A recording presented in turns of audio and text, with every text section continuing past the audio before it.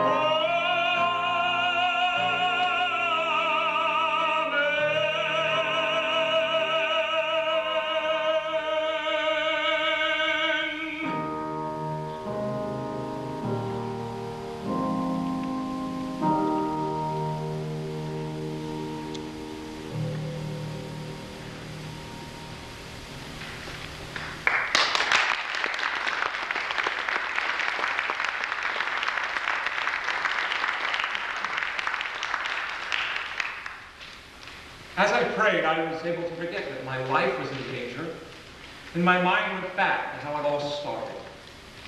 I was born January 31st, 1921, to a real old-fashioned Italian family. My father, Antonio Cocozza, first came to the United States when he was just 15 years old, and my mom, Mario Lanza, was only 6 months old when she first came to America. They met in Philadelphia's Little Italy in 1919 and were soon married. Now, when I was just a boy, Italian peddlers still delivered milk by horse-drawn wagons. And every Friday and Saturday night, the entire block where I lived smelled of fermenting grapes as the men made homemade wine in their cellars. I can just smell it now. Like most men who immigrated from Italy, my pop loved Enrico Caruso. In fact, I think he owned every record Caruso ever made, and I'm sure I sang along with every one of them. People would gather around my family window to listen to me sing with Caruso.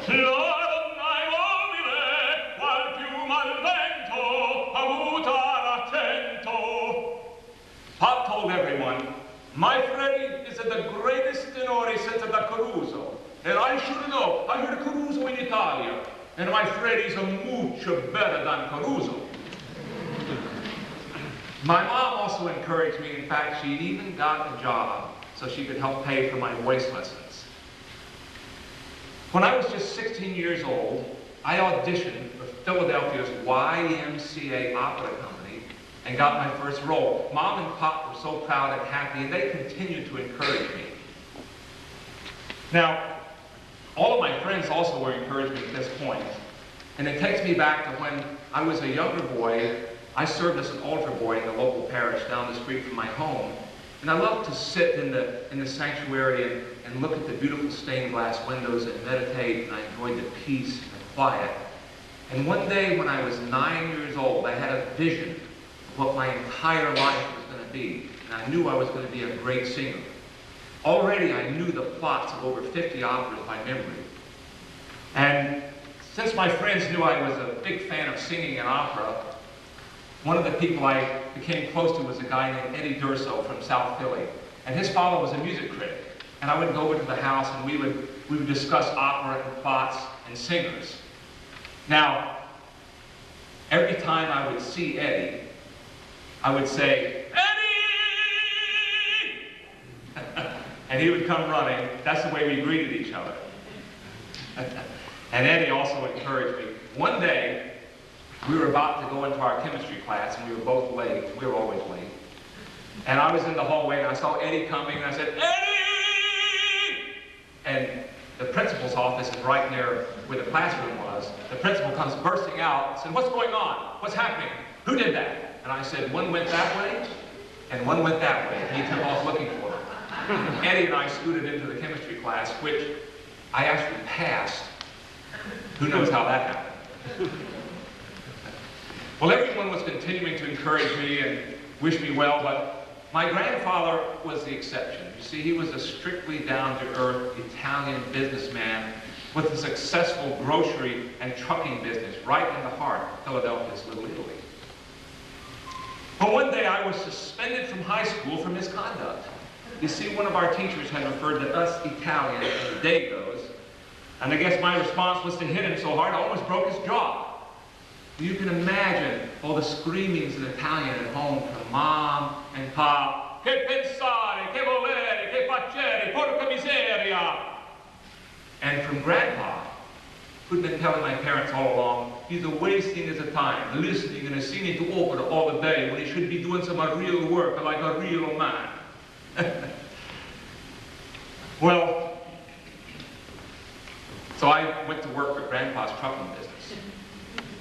Now, in the summers, Grandpa would go up to the little house he had on the Jersey Shore, and Eddie and I would get a chance to go up there for a few weeks. Well, being the teenagers we were always in the trouble, and we also liked to stay out late at night, going to the clubs, listening to the music, partying with the girls, but Grandpa wanted us always to come home by 10 o'clock. And I had to figure, well, this is not going to work. And he told us, if you boys don't come home by 10 o'clock, you can't stay here no more. So I told Eddie I had an idea. I always had lots of ideas. And so what we did, we went to bed. Good night, Grandpa. We changed our clothes. We crawled under the covers. And we waited till about midnight, then we snuck out and went down to the boardwalk, and we danced and partied all night. And about 6 o'clock, we would come back through town, and I'd pick up a newspaper, and I'd go to the house, and there was Grandpa already up in the garden. Oh, you boys have been out all night. I told you you don't stay here no more. And I said, no, Grandpa. Look, we're wearing different clothes than yesterday, and here's your newspaper. I got up early and went to get the newspaper for you. He bought it every time. Well, when I turned 19, Grandpa said to me, Freddy, now you are a man. You will be my numero uno truck driver. So for the next 2 years, I drove a truck. There I was, driving along, singing to my heart's content, O Sole Mio, and all my favorite songs. And then, well, when I get together with the other Italian truck drivers, they would always say, hey, Freddy, sing for us. And I always did.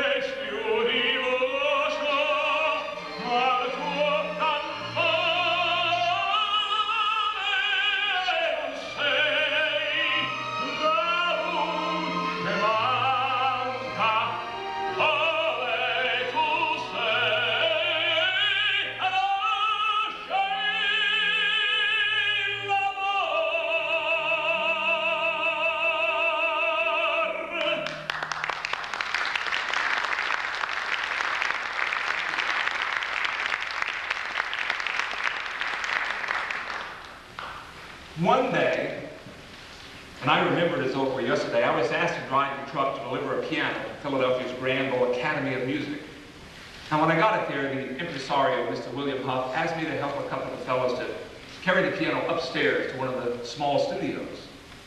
Well, when we got the piano up there, I decided I was going to try out the acoustics.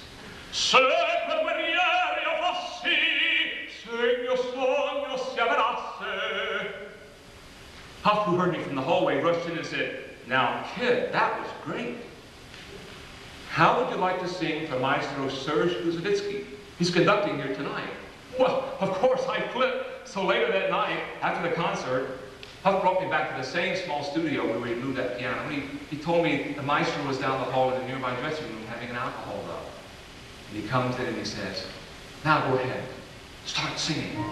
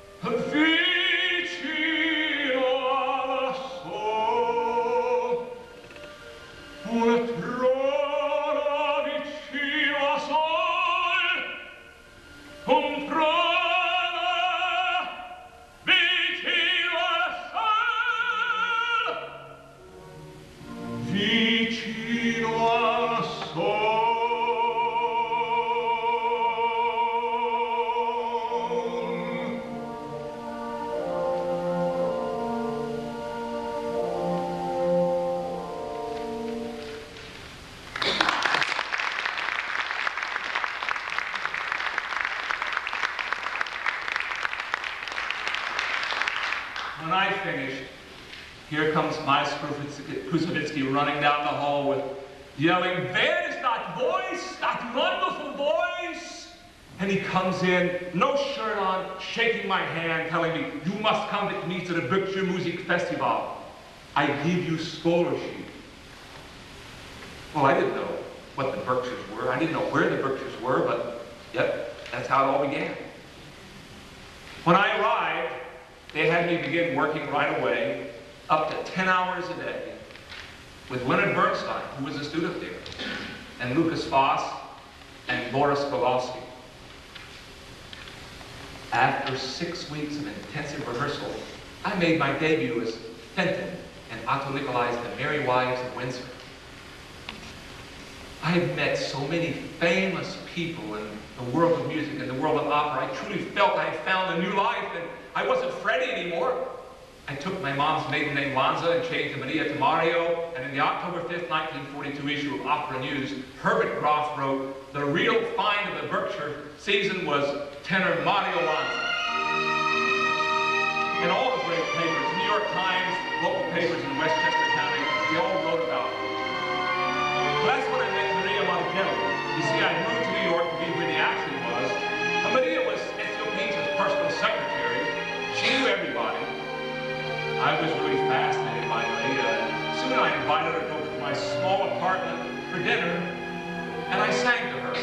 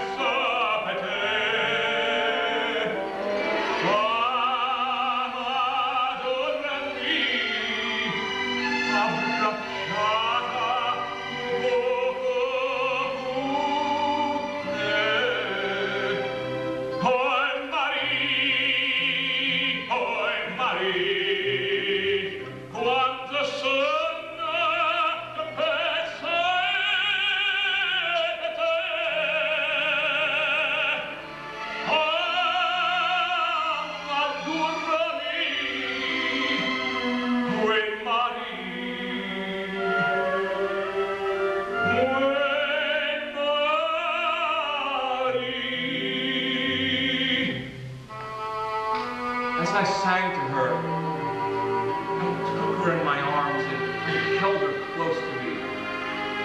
She was really, truly very lovely. Maria, Maria, quando sono già pezza per te.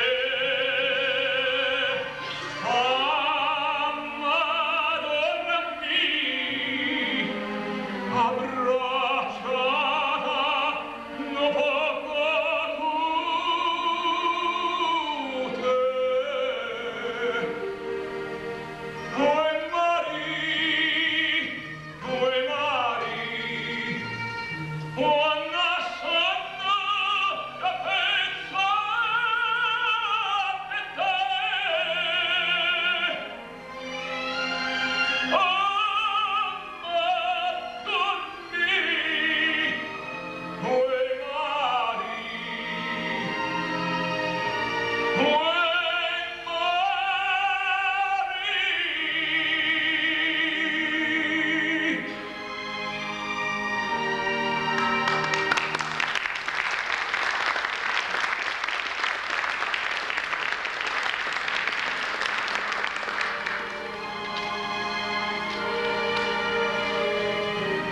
When I finished, Maria says, "Mario, you are fantastic.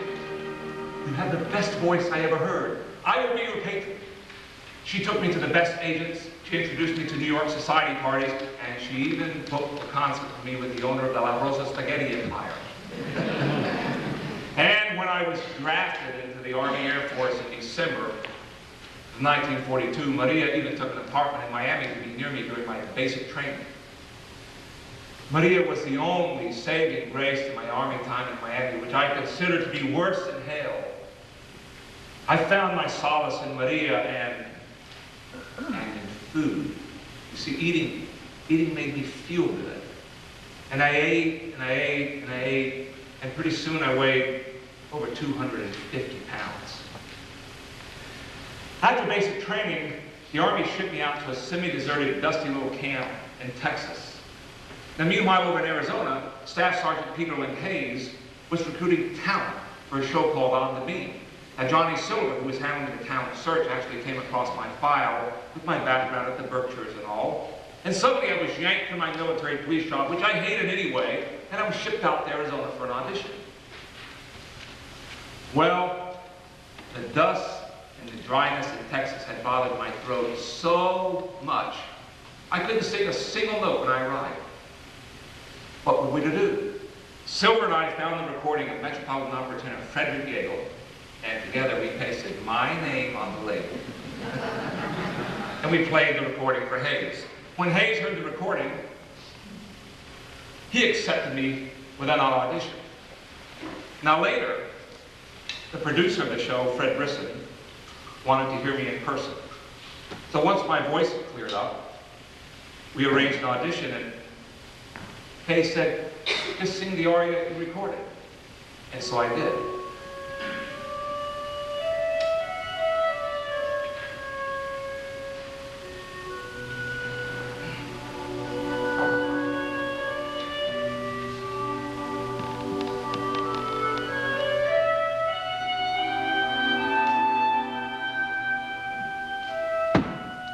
E lucevan le stelle,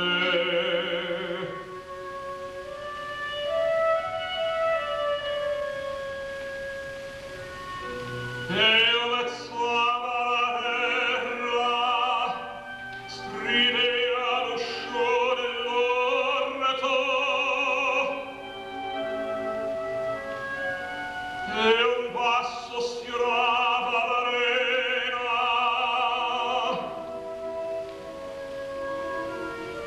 entra bella fragrante,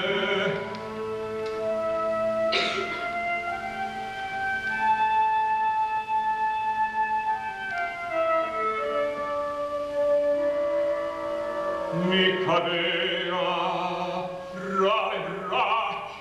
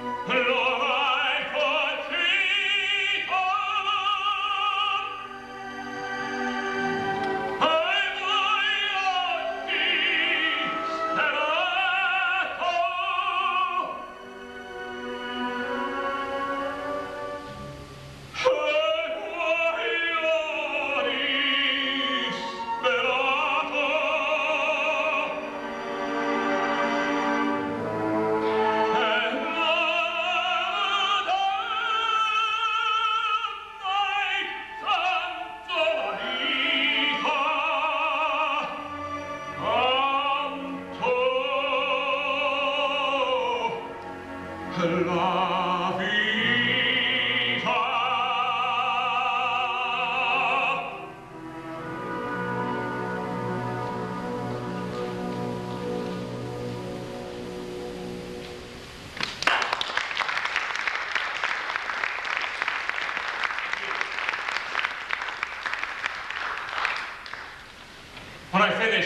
case turned to me and said, "Hey, Pacozza, you sound even better than your record."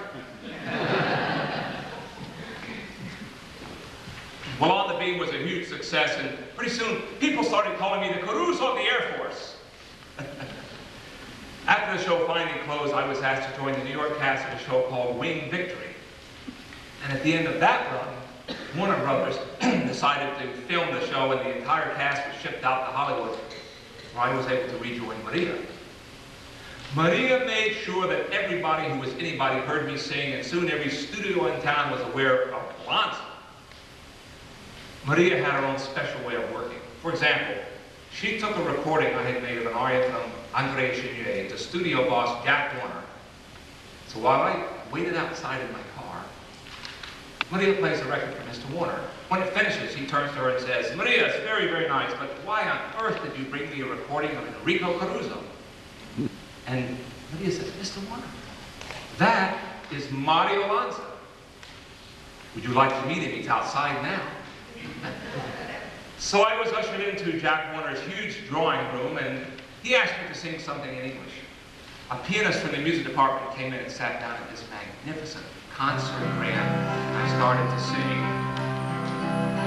When you walk through a storm, hold your head up high, and don't be afraid of the dark.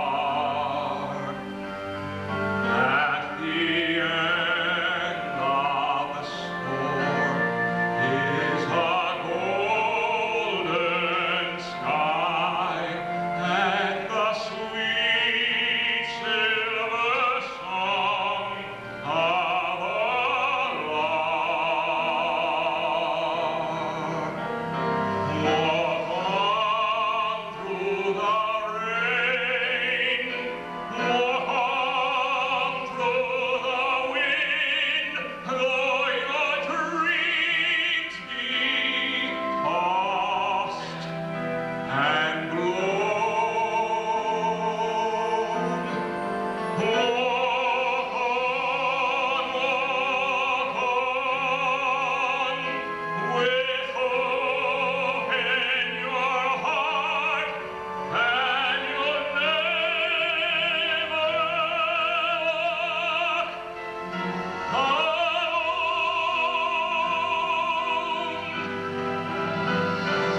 You'll never walk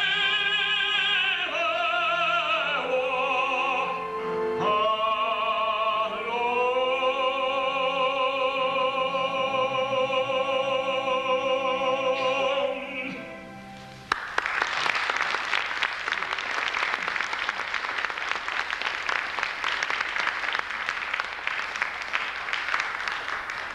When I finished, Mr. Warner asked me to sing another, and then another, and pretty soon I had sung for an entire hour. And after, we sat down to talk, and he told me, "Kid, you have absolutely the best voice I ever heard, but you'll never make it in the pictures. Your chest and your shoulders are just too big." Well, one night I was attending a party in Bel Air at the home of Irene Manning, and it so happened that Art Rush of RCA Victor Records was there. Well, as usual, I was asked to sing, and after singing, with the permission of the hostess, he signed me on the spot at the party to a 5-year contract with RCA Victor Red Seal, the same division that recorded Enrico Caruso. And unheard of at the time, they paid me a $3,000 signing bonus. Well, that's when all the hoopla began. Hedda Hopper and Luella Parsons and every gossip columnist went searching for background material, and what they referred to as this great new RCA Victor discovery. And that's also when I met Betty Hicks. Betty was the sister of one of my buddies from Winged Victory, Bert Hicks. Now, when we were in New York, Bert was always pulling out his wallet and saying, "Mario, come here, come here. Look at the picture of this girl. Isn't that a beautiful girl?" And look, "Yes, Bert, it's a beautiful girl." I didn't know. I thought, his wife, girlfriend, I didn't know what it was. And so 2 or 3 times during the show in New York, he'd pull out his wallet and show me this picture. Then when we were taking a long train ride to California, a couple of times he pulls out his wallet and says, "Mario, come here, look. isn't this a beautiful girl? Yes, Bert, it's a very beautiful girl. Then we get to Los Angeles, and he does it again. He says, Mario, come here. Look, yes, Bert, it's a beautiful girl. I've seen her. Why do you always show me this picture? And he says, Mario, this girl is my sister. Would you like to meet her? I could have killed her. Well, when I met Betty, I fell like a ton of bricks for Betty Hicks. Now, January of 1945, I was discharged from the service. Friday, the 13th, in April, Betty and I were married in Los Angeles. In June, we moved to New York so that I could study with the teacher of the famous